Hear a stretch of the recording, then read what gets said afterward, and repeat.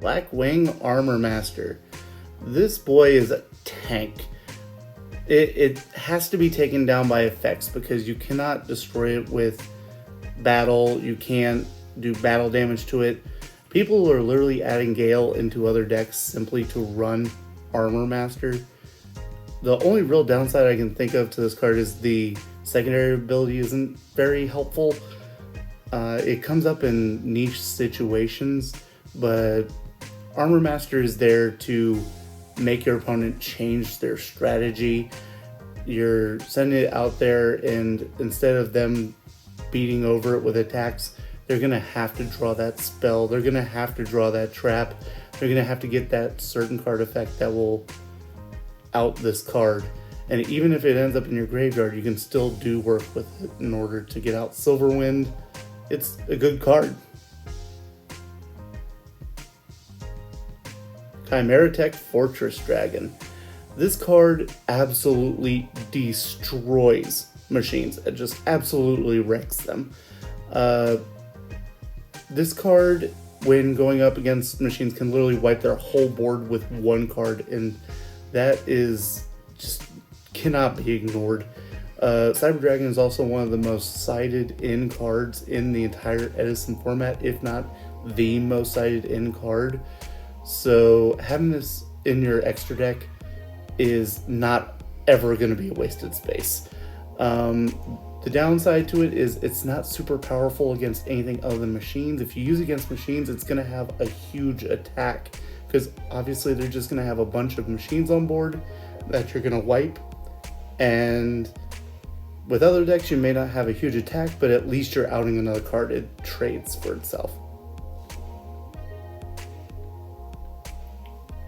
Colossal Fighter. Colossal Fighter, in my opinion, is just a better Armor Master with a little bit of Stardust thrown in there. This card came out among like the first 3 synchros, and it's still a mainstay card. I do not see this card going anywhere anytime soon. You can't honest or collude him away. You can't just attack over him. You have to change your strategy in order to out him. You're going to need that effect. You're going to need that spell or trap. It makes your opponent change their strategy and get that card, that 2 card in their deck that can out it. It's just a problem every time it comes out. There's so few cards that when it is played on the field, you just hear your opponent groan and just know they're going to have a rough time, and Colossal Fighter is one of those cards. Goyo Guardian. Goyo Guardian is a 6-star 2800 attack point monster. That is way overstated for a level 6 monster. Level 6 is the easiest level to make in the Edison format, and to have 2800 attack is really ridiculous. And not only can it attack over most cards, just run over them, it steals what it destroys. And there's a reason that this card was banned shortly after 2010. It runs over Monarchs, it runs over Cyber Dragon, it runs over most synchros in general. And you cannot underestimate the fact that this card can be top decked so easily through Blackwing's Blizzard, Mizuki and Zombies. So for you to be able to top deck a level 6 2800 attack point monster that steals monsters, why wouldn't you run this card?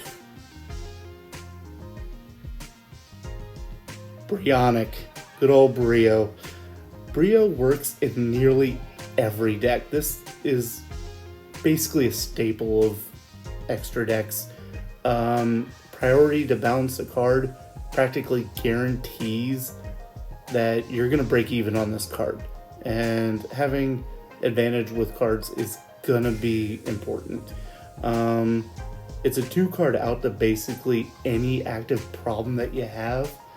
2300 is just not that bad of an attack. Yeah, it's kind of outshined by Goyo's 2800 a little bit, but the fact that you can just use its effect multiple times to just bounce cards that are a problem to you, where Goyo only outs 1, you can't ignore that for Brio. Like, it can out multiple cards, but it's guaranteed to out at least one, which means it's paying for itself automatically. Black Rose Dragon. Black Rose Dragon is the Yu-Gi-Oh! Nuke card. There are other cards that do similar things, but Black Rose Dragon just can wipe a whole field and start you fresh. You may lose it too, but if you're gonna make Black Rose Dragon, it's gotta be worth it. If you're in a situation where you're making Black Rose Dragon, it's gonna be worth blowing it up. It can turn a hopeless situation into a almost fresh start. It doesn't matter if they torrential or bottomless you, it's gonna do its job.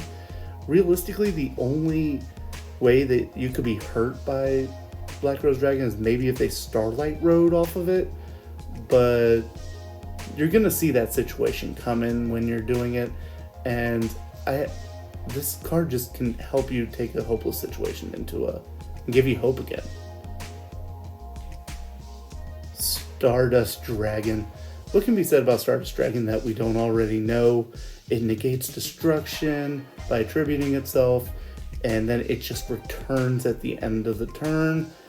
It's a persistent problem. It's another one of those cards that when your opponent sees it, you can almost hear the disappointment in their voice that they're gonna have to find a way to out this card by a specific means.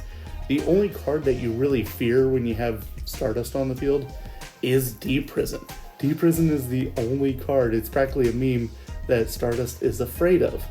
And with other cards like, Starlight Road in the format, that can just cheat this card out, even if you can't get it back when it's tributed, it's still a free Stardust in a situation where you would have lost things. So there's a reason this has become a staple in the extra deck.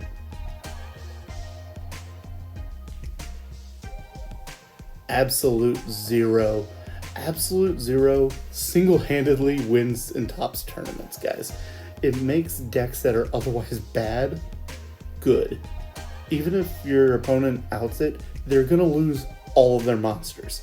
Like, there is no way to effectively get rid of Absolute Zero without being punished in some way. It's also super easy to get it out. We got Miracle Fusion, Super Poly. It's just absolute child's play to get this card out on the field, and it's just resets your opponent so often. There are more fun decks out there you could play, but there's no extra deck card that compares to Ab-Zero. All of the top decks right now run either Absolute Zero or Vayu, and that's why it tops the list.